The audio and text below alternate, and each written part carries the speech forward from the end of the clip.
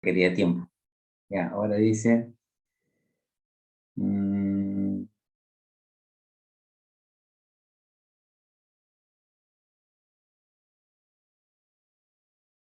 me dice share, ahí le daré.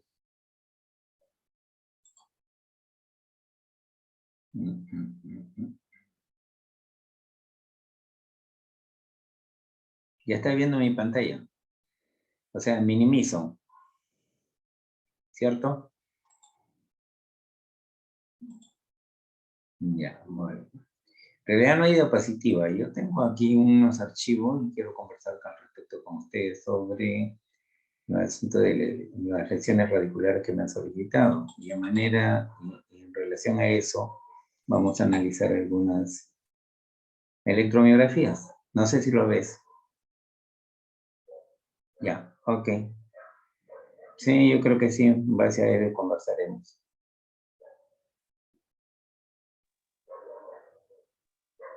¿Cómo? ¿Ya?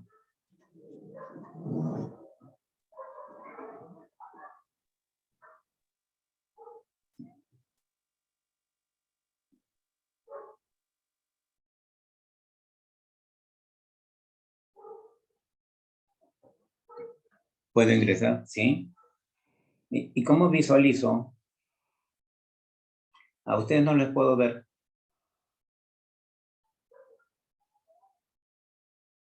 Ok.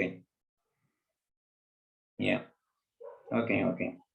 Bien, muy buenas noches a todos ustedes, estimados colegas. Antes que nada, un saludo muy especial al doctor Huapaya y a los colegas que integran la actual directiva del Cuerpo Médico del Instituto Nacional de Rehabilitación. Agradecerles infinitamente por esta invitación y espero que la conversación que sostengamos esta noche sea de mucha utilidad para todos ustedes. Bueno, el tema era sobre electromiografía y lesiones radiculares. Entiendo que muchas veces recibimos informes de electromiografía y no por, digamos, por decir un término falta de criterio, que no analicemos todo el estudio, toda la información contenida en el informe, sino porque nos es difícil entenderlo a veces y nos vamos directamente a la parte, digamos, resolutiva o de conclusiones. Y nos contentamos con que el colega que hizo la electromiografía nos dé el diagnóstico, por decirlo así, o su conclusión.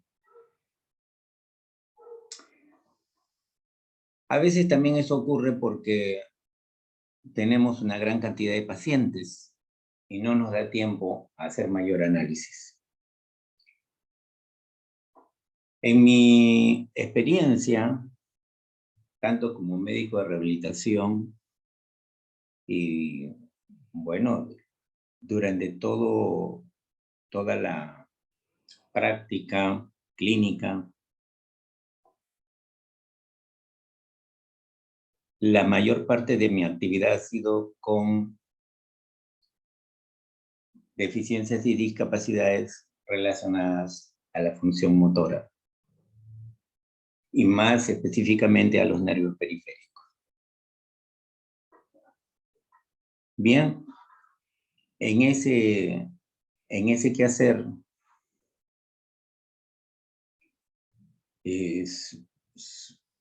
se ve la necesidad enorme de poder entender y comprender un informe electromiográfico. Y porque muchas veces las conclusiones no van de la mano con los hallazgos. Me explico. Muchas veces quien ha hecho la electromiografía hace un análisis, de repente no muy detenido, o de repente porque también tiene mucha carga de trabajo, y la conclusión no tiene una correlación adecuada con los hallazgos, o muchas veces también la conclusión no tiene el sustento adecuado para poderle dar un valor diagnóstico. Por eso es importante conocer sobre cómo se realiza una electromiografía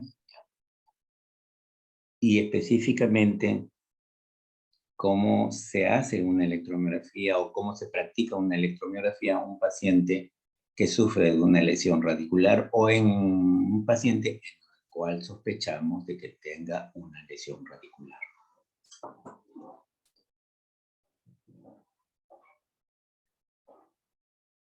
En primer lugar, toda electromiografía tiene dos componentes. La electromiografía misma, que es el estudio del registro eléctrico de la actividad de los músculos, y la electroneurografía, que es el registro de la actividad eléctrica de los nervios o de fibras nerviosas. En realidad, por facilidad o por uso, digamos, por uso común, llamamos a electromiografía a ambos procedimientos o a ambos componentes del estudio. Solamente nos referimos a electromiografía y no mencionamos a la electroneurografía. Algunos colegas en la solicitud colocan o solicitan EMG, electromiografía, BNC, velocidad de neuroconducción. En parte, eso, digamos, llena lo que es electromiografía y electroneurografía. La parte de electroneurografía es muy importante en el caso de las lesiones. Cuando estamos evaluando una lesión radicular, es lo primero que debemos practicar. No sé si ustedes ven aquí en este informe realizado en el Instituto de Rehabilitación, en el servicio de electromiografía, que está referido a un pacientito que tiene 52 años, con dolor en el miembro inferior izquierdo, desde hace 3 meses de evolución, en el cual el colega que lo deriva desea descartar una lesión radicular. Como la clínica nos está refiriendo que es una lesión radicular, probablemente lumbosacra, entonces el estudio va referido a segmento lumbosacro, miembros inferiores. Y en miembros inferiores, para un estudio de esta naturaleza, evaluamos principalmente al nervio peroneo común, al nervio tibial posterior y al nervio sural, de ambos lados, bilateral. Tenemos que hacer este estudio, y es obligatorio realizar el estudio de estos nervios, en razón, aunque en primer lugar, los hallazgos que vayamos a encontrar en la electromiografía no vayan a estar siendo el resultado de un problema a nivel de los nervios. Por esa razón, lo primero que tenemos que descartar en este paciente es que no vaya a ser que tenga una neuropatía. Aunque lógicamente, una neuropatía periférica en todos los textos está referida desde la lesión radicular hasta la terminación nerviosa. Lo que estoy hablando acá es de los nervios periféricos en sí, como son el peroneo o el tibial. Bien. Entonces decía que lo primero que tenemos que descartar es lesión de nervios periféricos. Y como esto se determina mediante la estimulación eléctrica de estos nervios, por lo menos en 2 puntos. Es decir, por ejemplo, para el nervio peroneo común lo hacemos a nivel del tobillo, estimulamos a ese nivel, generamos un potencial eléctrico que se va a transmitir hasta el músculo, digamos así, un músculo diana, que sería en este caso el pedio. El pedio, ahí se va a activar su musculatura y se va a generar un potencial de acción motor. Ese potencial de acción motor va a ser estudiado en su tamaño, su amplitud y en el tiempo que aparece. Y esto es lo que está diciendo aquí. Entonces, ese tiempo en que se origina el potencial de acción motor es denominado latencia. Y esa latencia tiene valores normales, como ven aquí en esta última columna donde están los valores normales, que todo laboratorio tiene que colocarlos para poderlo correlacionar con los hallazgos. En este caso, por ejemplo, dice que el valor normal para la latencia distal es menor de 6.0 y que en el paciente que estamos evaluando están por debajo de ese valor. Por lo tanto, está dentro de lo normal. La amplitud va a ser variable, generalmente no se utiliza un valor de normalidad porque eso va a depender de muchos factores. Va a depender, por ejemplo, de la edad del paciente, va a depender de la característica de la piel, si es una piel delgada o gruesa, va a depender de la intensidad del estímulo, va a depender de mucho, de muchos factores. Lo que es importante es ver, en principio, que estos valores más o menos sean simétricos en ambos lados, o sea, en el nervio de ambos lados, de ambas extremidades. Ese valor se acepta que no debe tener una diferencia mayor a un 20%. Es más o menos lo que se utiliza, pero como elemento de discriminación. Pero, claro, que eso tiene que estar unido a otros hallazgos también, y a la clínica en sí. Y la velocidad, luego se estudia la velocidad de conducción, como decía, vamos, así como hay una latencia distal, acá no aparece en el cuadro, pero también determinamos el tiempo en que recorre el estímulo eléctrico a través del nervio desde un punto más proximal. Llamamos proximal lo que está más cercano a la médula. ¿Ok? Entonces, la latencia distal fue un punto lo más lejano a la médula, como decía, a nivel del tobillo. Y encontramos una latencia próxima a nivel de la cabeza del peroneo. Y en velocidad de conducción lo que se practica es lo siguiente.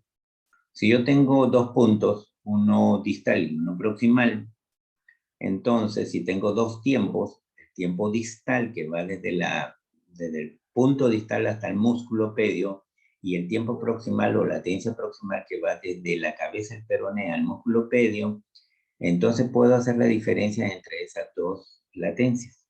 Llamémosle así, en otra palabra, una latencia larga, tengo una latencia larga, una latencia corta. La diferencia entre esas 2 latencias me va a salir una latencia intermedia. Y como entre esos 2 puntos yo puedo medir con 1 centímetro, yo tengo el otro elemento para determinar la velocidad. Entonces tengo distancia, tengo tiempo y por lo tanto me sale la velocidad. ¿Correcto? Disculpen ustedes que yo de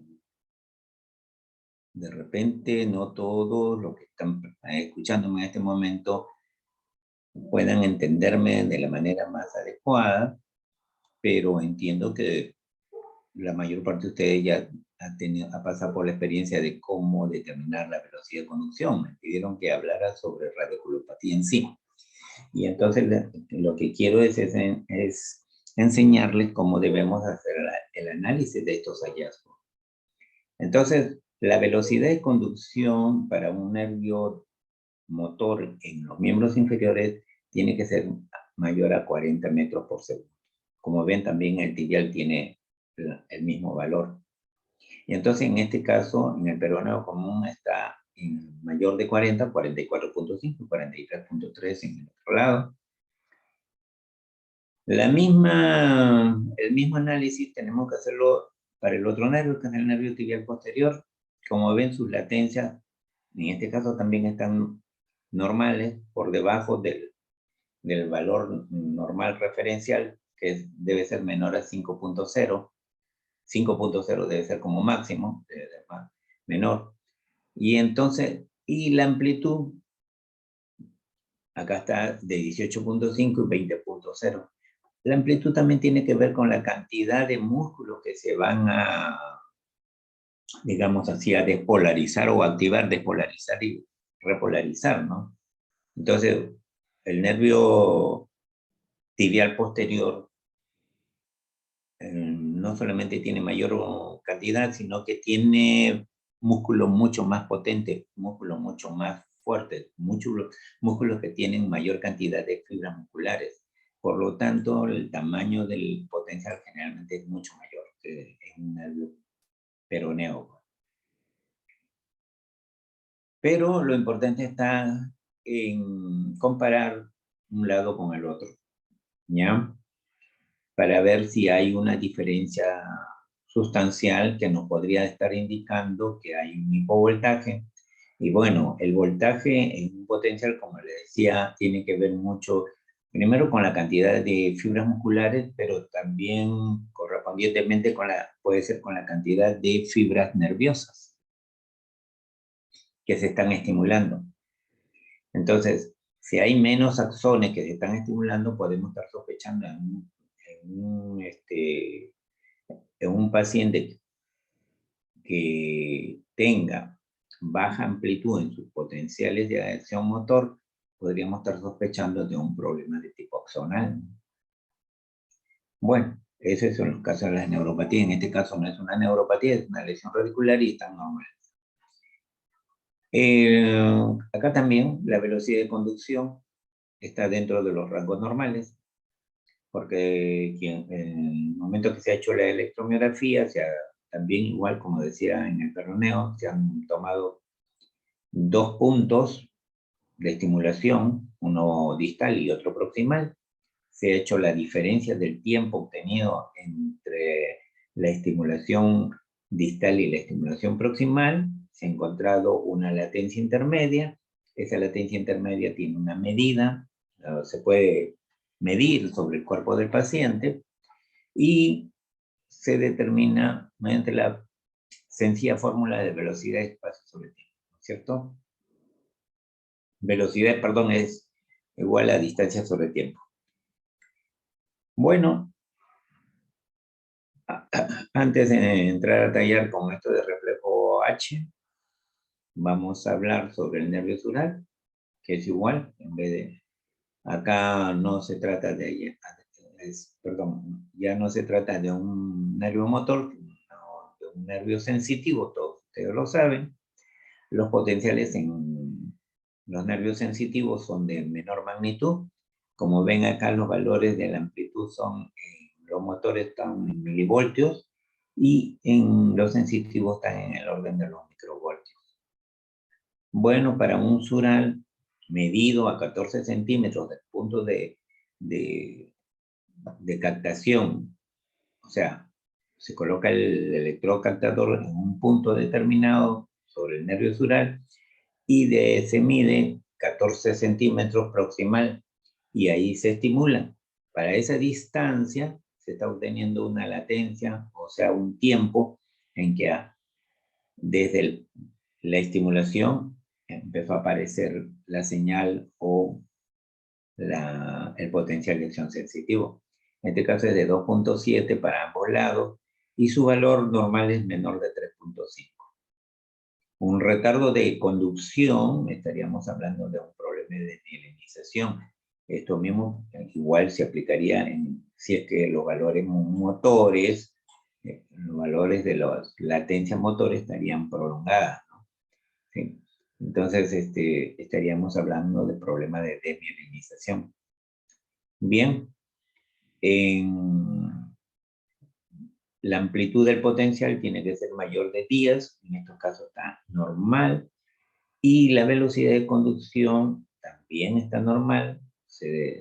Aquí sí, en el caso de los sensitivos, no es necesario utilizar 2 puntos de estimulación, basta con un solo punto, por eso que acá, en forma directa, desde la latencia distal, o solamente con la latencia distal, se obtiene la velocidad, porque es a 14 centímetros la velocidad también, y la velocidad en estos casos normal para el laboratorio era el mayor de 40 y este pacientito tiene 51.9 en ambos lados. Es bastante simétrico los hallazgos en ambos lados para el nervio sural.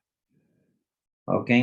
Entonces, como ven todos los valores, y es el análisis que tenemos que hacer cuando revisamos un estudio de electromiografía relacionado a una lesión reticular.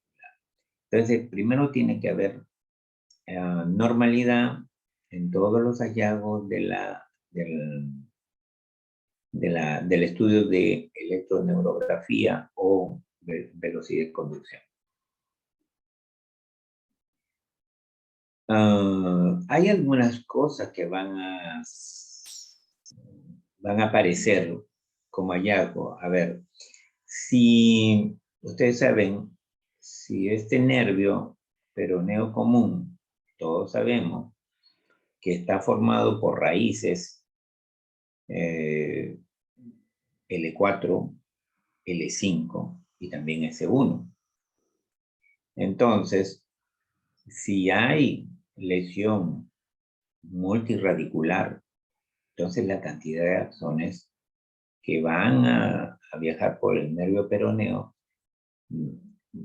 la cantidad de axones lesionados van a ser numerosos.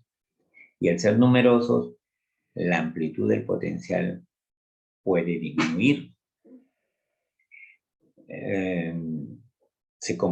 Lógicamente nos está diciendo que hay un problema de tipo axonal, como decíamos, ¿ya?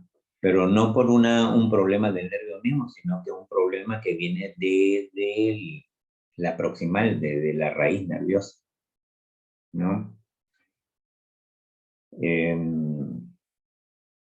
Bien, complementando esto de la velocidad de conducción motora y sensitiva, está el estudio del reflejo H. Antes de entrar a ello, no sé si usted a esta altura tienen alguna pregunta para ver cómo va esta exposición y poder hacer los ajustes necesarios, si es conveniente. Los escucho.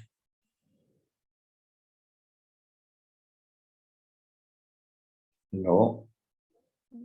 Si tienen alguna pregunta, ¿Aló? la pueden escribir en el chat.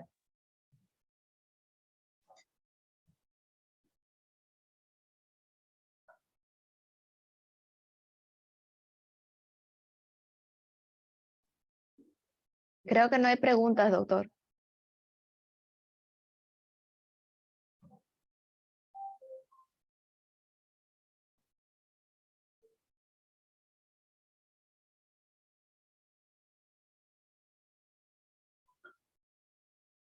¿Aló? Dígame, ¿no se puede dialogar con los concurrentes?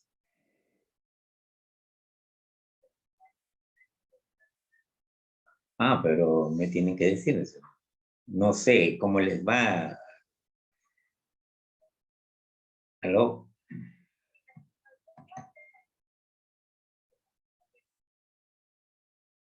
Bien. Sí, por eso quería saber si hay algún problema de tipo técnico, ¿no? Ya, yo no le escucho a nadie, a menos por teléfono, sí.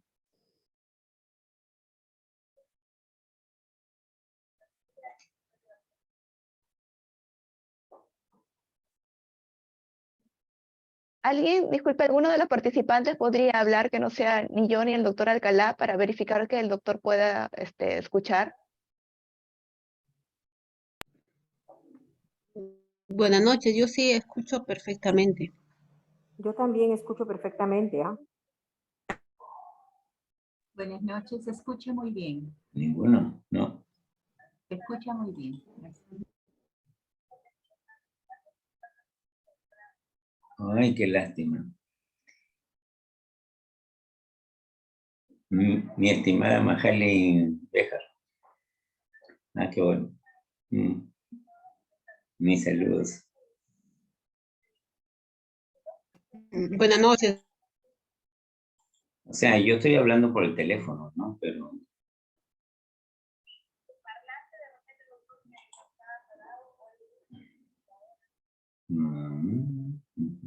Ah, ya. De repente es eso.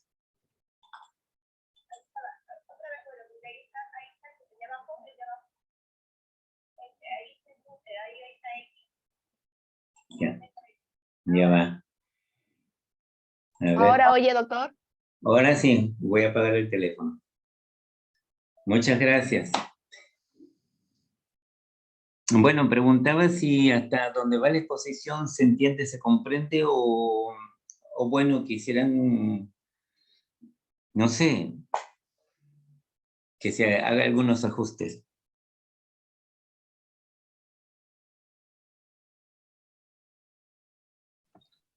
Hola doctor, buenas noches, soy la doctora Sotomayor. Me parece que... Rosita Sotomayor, qué gusto ¿Cómo está? escucharla, caramba. Claro, me da Dígame, mucho gusto. Sí, sí, dígame, dígame. bueno, yo que no veo esto hace muchísimos años, Entiendo. me parece muy bien lo que está exponiendo usted porque se recuerda muchas cosas y eso nos ayuda mucho porque de todas maneras en algún momento nos cruzamos con estos resultados y la verdad me está aclarando mucho la exposición. Sí lo estamos entendiendo, doctor. Pero me Gracias. parece que ha salido Ah, de su pantalla. o- ¿Ahorita he salido de la pantalla? sí, yo veo acá otra cosa. No sé si los que participan están bien. Ya Ahora va. sí, ahora sí. Ahora sí. Ahora sí, doctor. Lo que yo tengo como una etiqueta acá y no sé cómo eliminarla frente a mí, o usted la tienen también donde dice "This meeting is being", algo así, ¿no? Doctor, tiene que Pero, poner que aceptar o entendido. Es para la grabación de la ponencia. Es que para que ¿dónde acepte pongo? que está grabando. Debe Leave decir, meeting. Porque tengo no, no, dos no, opciones. Got it. Garit. Ajá, ponga eso, Garit. Ah, Marque ese. No, no ponga leave, sino ponga ya, el que dice ya. Garit. Got it. Ya, listo. Desapareció, gracias. Bueno. Bueno, yo me acuerdo que en lesiones medulares también no era raro que nos mandaran pacientes cuando tenían problemas, pues, que se yo, de una lesión multiradicular, generalmente, ¿no? O concomitantemente con su lesión medular tenían problemas, vamos a decir, en otra extremidad, ¿no? El paciente venía con una lesión medular de tipo lumbar, pero también tenía problemas a nivel del brazo, ¿no?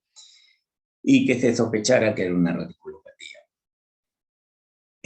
Bueno, si continuamos,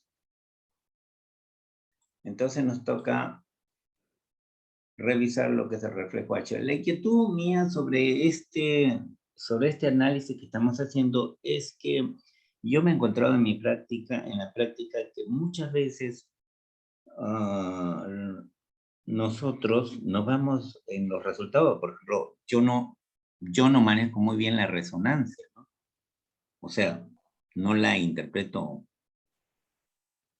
a su cabalidad. Y entonces lo único que me queda es ir al resultado, ¿ya? Y eso no es bueno pues, para el colega, ¿no? Para el médico en general. Yo creo que el médico, el médico que ha hecho el estudio, cualquier estudio, o ha hecho alguna interpretación sobre un estudio, bueno, es su opinión, ¿no? Pero creo que cada uno de nosotros, cuando pedimos un examen, debemos tener idea de cómo es que llega a esa conclusión, en qué basa esa conclusión, ¿no? Y la única manera de saberlo es entender el examen, conocer el examen y analizar cada uno de los hallazgos para saber si quien firmó el informe llegó a una conclusión correcta. O de repente también, pues, es un ser humano y cometió un error al llegar a esa conclusión, ¿no? Con la finalidad de no estar, pues, solicitando una nueva electromiografía en otro laboratorio. Y yo creo que eso no es lo que debe hacer un científico, como se cataloga un médico, ¿no? Sino que él debe promover a investigar por sí mismo sobre una incógnita o una hipótesis, ¿no? Bien, cuando nosotros hablamos de lesiones radiculares y hacemos electromiografía, vamos a tener en cuenta que la mayor cantidad, digamos, por mayor porcentaje de lesiones radiculares están referidos a la raíz L5. Todos sabemos ya por qué razón, ¿no? Ya nos lo han explicado. Tiene que ver con la funcionalidad que le da, o sea, el segmento L5, ¿no? Y en segundo término la S1, que son los que, digamos, si no estoy equivocado, se la puede 70-80%, ¿no?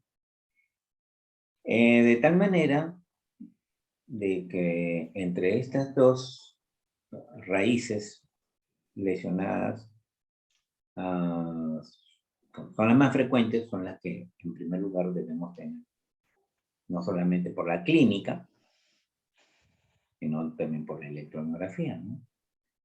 En la clínica sabemos bien que si, caramba, si le está faltando el reflejo aquiliano, o sea, si está abolido el reflejo aquiliano, pues todo nos hace sospechar de que este paciente tiene una raíz S1 lesionada, ¿no?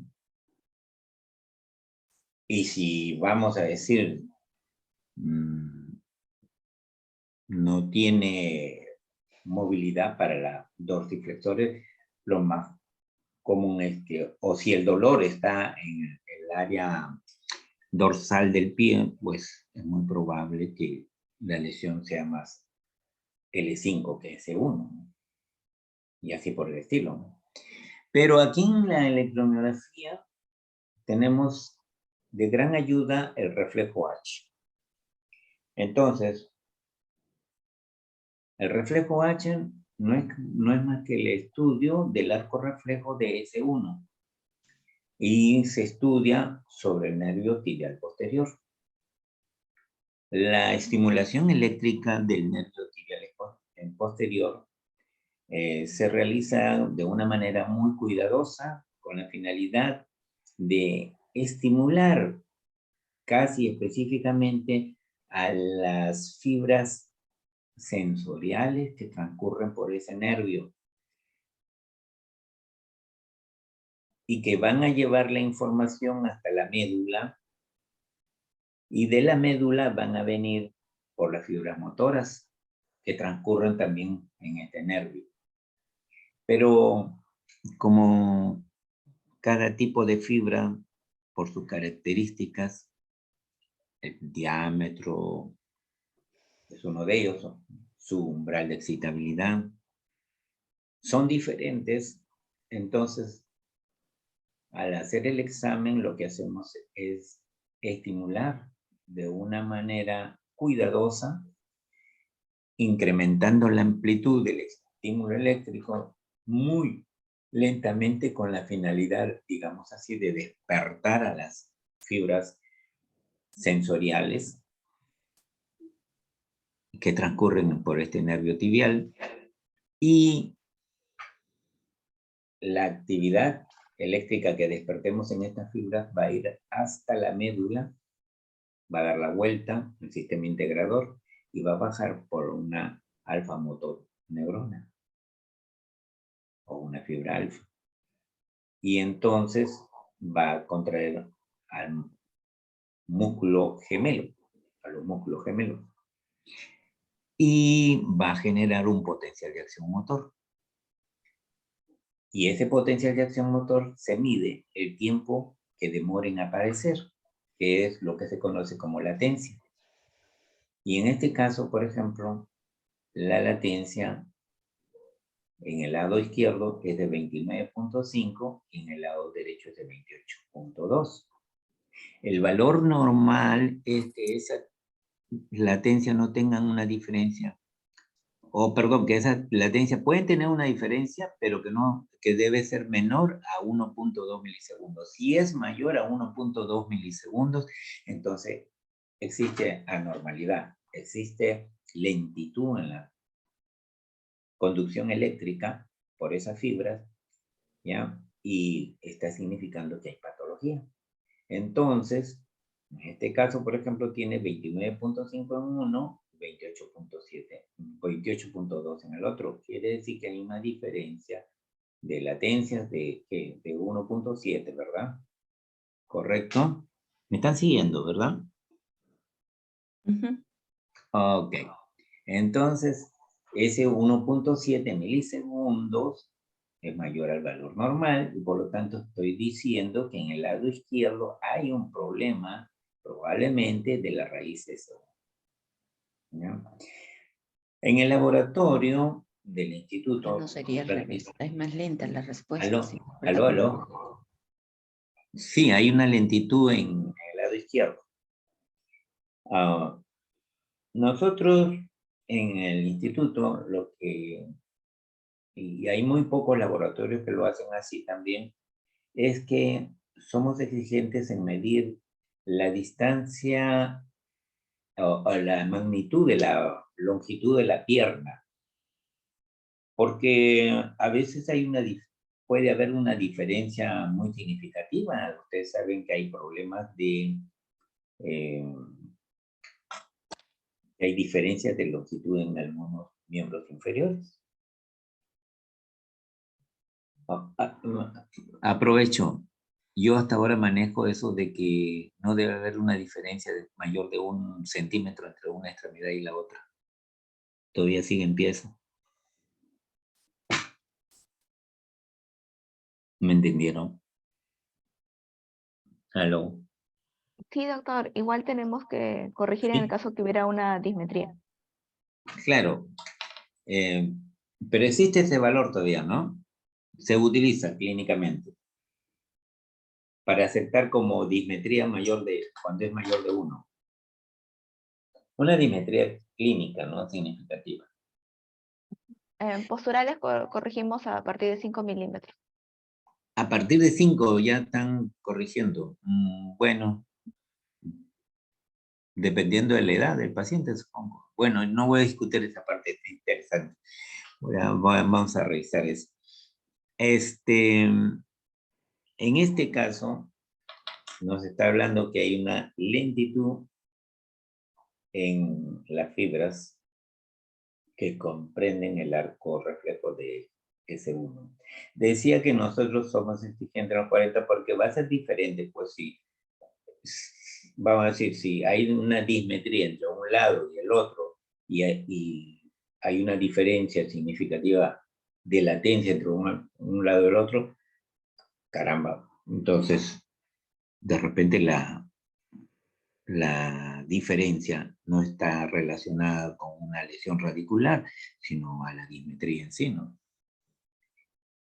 Por eso es importante saber si hicieron la medición de los miembros inferiores, ¿ya? Bien,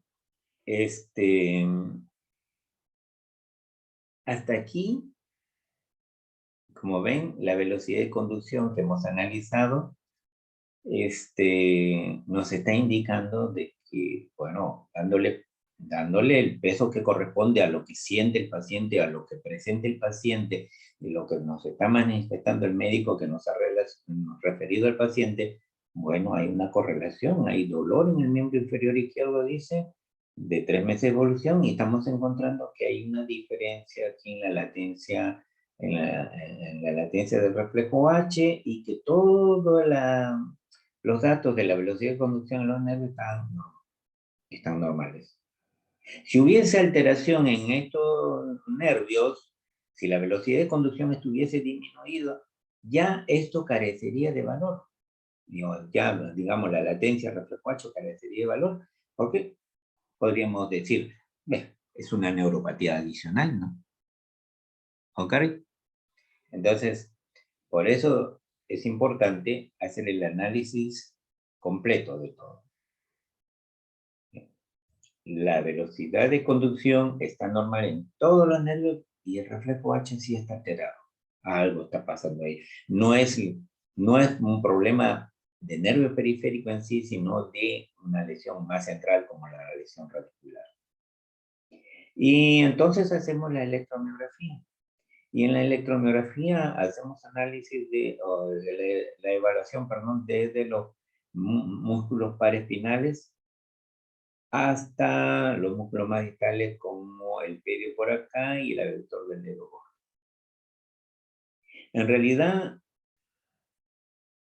utilizamos evaluamos a músculos representativos de diversas raíces nerviosas o de las raíces nerviosas más importantes en el segmento lumbosacro. Y vemos, como ven ustedes, tengo que indicar el lado, pero aquí dos componentes muy importantes: la actividad espontánea y la actividad voluntaria del músculo en sí. En la actividad espontánea se estudian toda la actividad eléctrica que podemos registrar en el músculo estando en reposo, ¿ya? Y en este caso, por ejemplo, me dicen que en el gemelo interno tiene actividad espontánea, que en este caso está referido a las ondas positivas. Normalmente un músculo no debe tener actividad espontánea, no debe tener fibrilaciones, no tiene ondas positivas, ni fasciculaciones. Pero en este caso están encontrando ondas positivas en el gemelo interno del lado izquierdo. Bien, y en la actividad voluntaria lo que examinamos, aparte de cómo está el potencial, si hay potenciales de regeneración, si hay potenciales de miopáticos, que sería cuestión de otra reunión para hablar sobre esto, sobre un patrón miopático, vemos el patrón interferencial. El patrón interferencial está referido a la cantidad de unidades motoras que pueden ser reclutadas en una actividad voluntaria del paciente contrayendo su músculo. Y en este caso vemos que está un tanto disminuida su actividad, ¿no? Entonces, esto nos está indicando de que algo está pasando en las fibras que van al gemelo interno. Pero estas fibras vienen como el gemelo interno también depende del nervio tibial posterior, y el nervio tibial posterior ya hemos analizado que está completamente normal. Entonces, y hay un reflejo H alterado, entonces no nos queda más remedio que decir que este problema no es neuropático, sino de lesión radicular. Entonces, podemos hacer la sustentación correcta de este diagnóstico. Esto ya es lo de abajo, de los hallazgos significativos, es un resumen de todo lo que hemos conversado. Dice, velocidad de conducción normal en los nervios motores y sensitivos explorados, pero neocomún, tibial posterior y sural bilateral. La latencia reflejo H está prolongada en 1.3 milisegundos en el lado izquierdo con relación al derecho.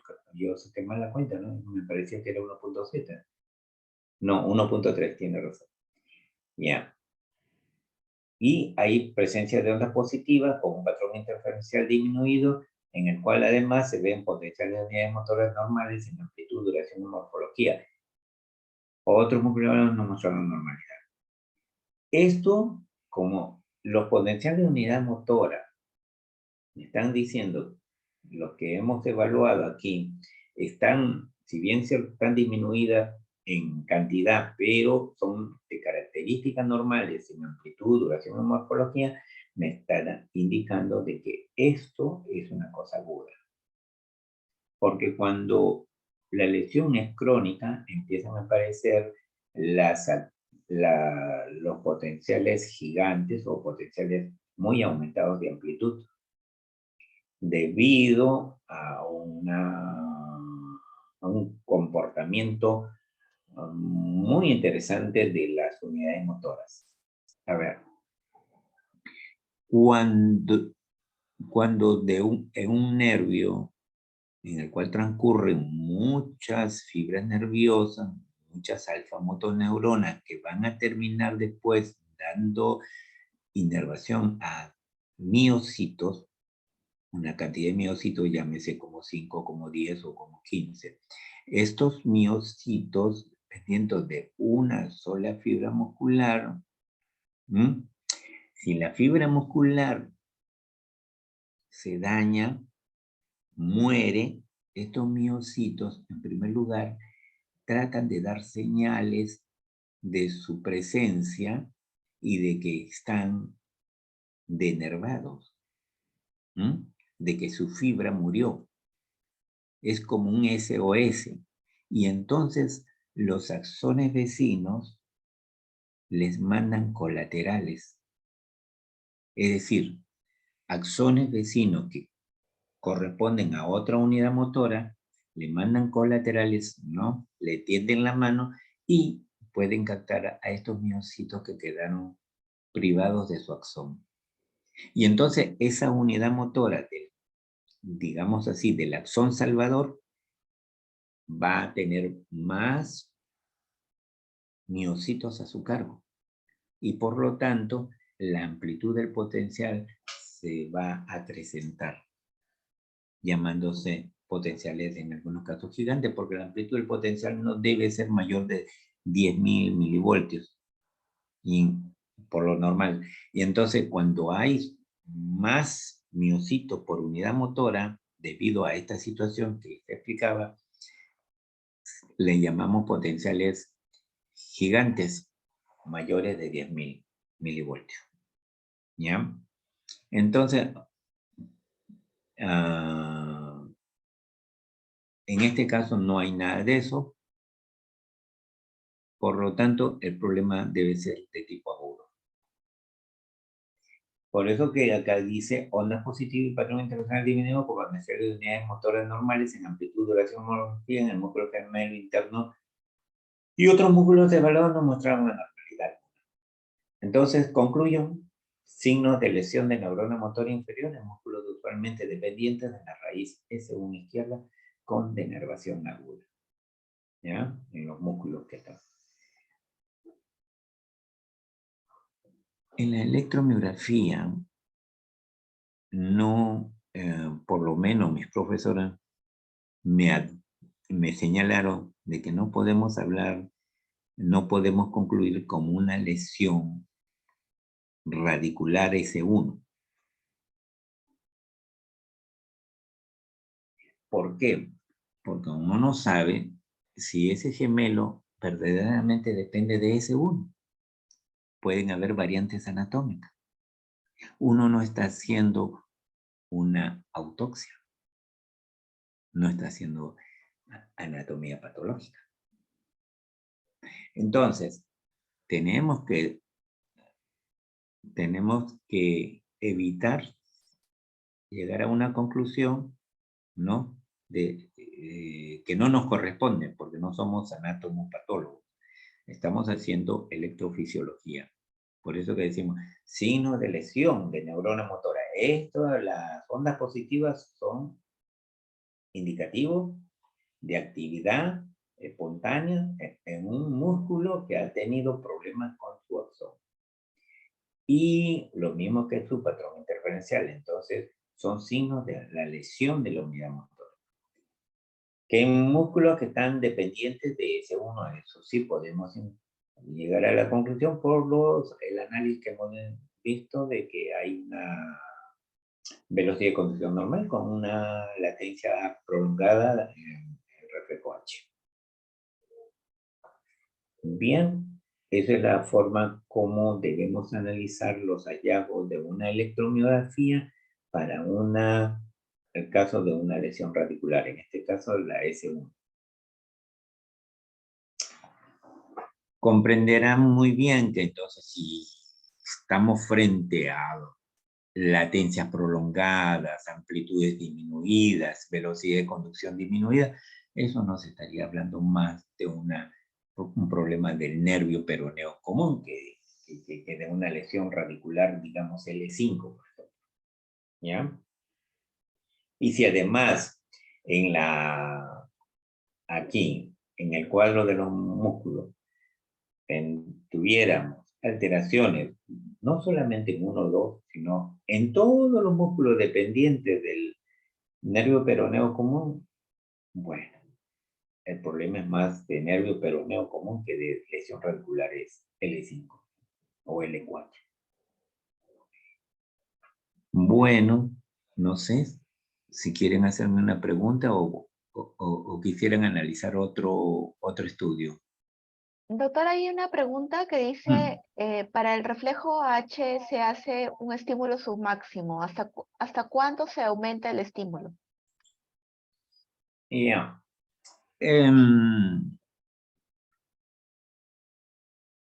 Tienes que, a ver. Cuando uno hace la velocidad de conducción, cuando uno quiere encontrar el potencial de acción motor,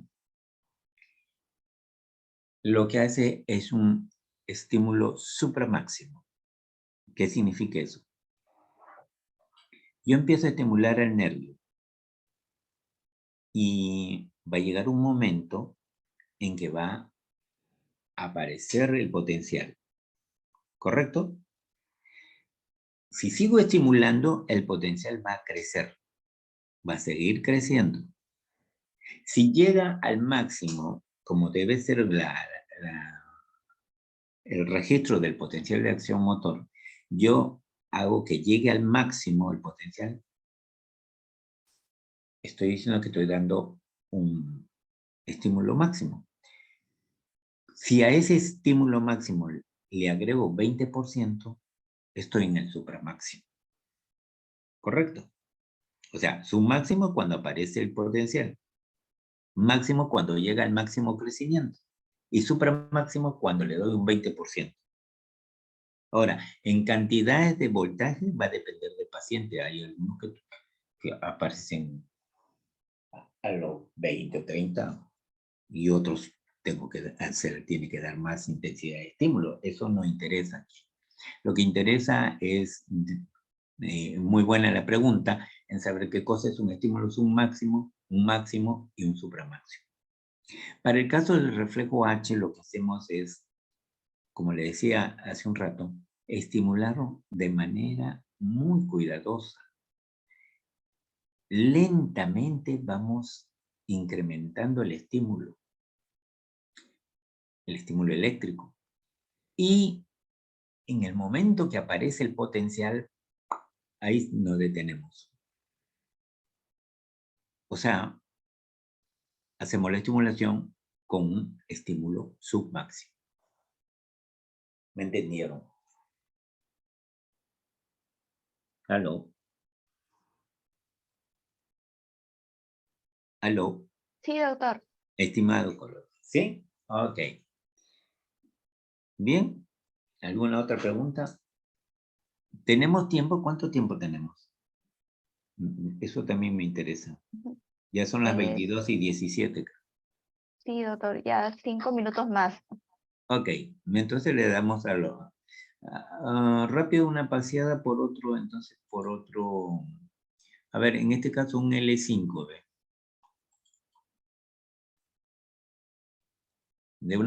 De una paciente mujer de 45 años que tiene parestesias en el miembro inferior derecho desde hace 2 años y también desean descartar radiculopatía. Entonces le hacen la velocidad de conducción del nervio peroneo común. Como ven, todos los valores están dentro de la normalidad. El nervio tibial posterior igual, y el reflejo H, la latencia reflejo H, tiene normalidad. Son casi simétricos, ¿ya? Y el potencial de acción, el nervio sural, las características del potencial de acción en latencia, amplitud y también en velocidad está dentro de los normales. Y en la electromiografía, vean, los pares espinales tienen actividad espontánea. Y encontramos actividad espontánea también, fibrilaciones y ondas positivas en el tibial anterior. Y también en el extensor largo del dedo corto. ¿Ya? Entonces, a su vez, en estos dos músculos, tanto el tibial anterior como el extensor largo de los dedos, del dedo gordo, encontramos que el patrón también está disminuido. ¿Ya? No hay potenciales gigantes, ¿correcto? También es una cuestión aguda, y es mucho más aguda, creemos que es mucho más aguda porque hay fibrilaciones. A ver, uno de los patrones que seguimos también en el análisis es lo siguiente. Si vemos, las fibrilaciones son las primeras señales de denervación. A continuación, las ondas positivas. Se forman las ondas positivas.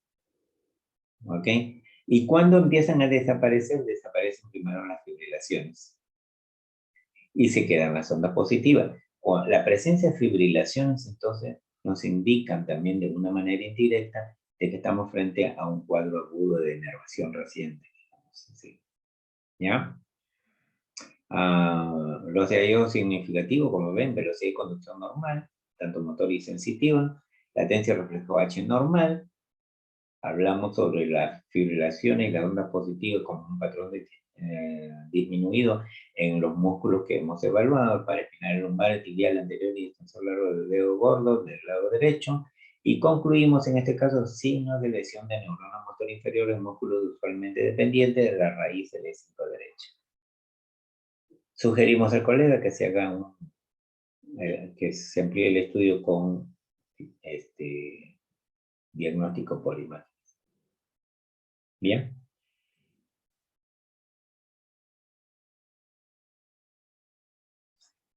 En resumen, por favor, cuando ustedes reciban una electromiografía, sí, váyanse directamente a esto, pero por favor, busquen la sustentación.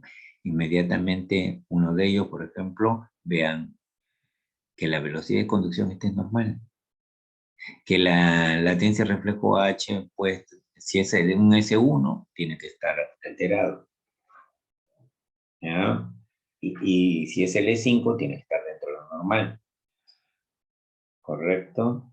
Ahora, lógicamente también la latencia reflejo H, como debe pasarles a ustedes cuando tienen el reflejo aquiliano o cualquier otro reflejo osteotendinoso, va a depender mucho del grado de colaboración del paciente. No siempre la ausencia de reflejo H nos está indicando que hay problemas. ¿Ya? Puede ser falta de colaboración del paciente. Bien.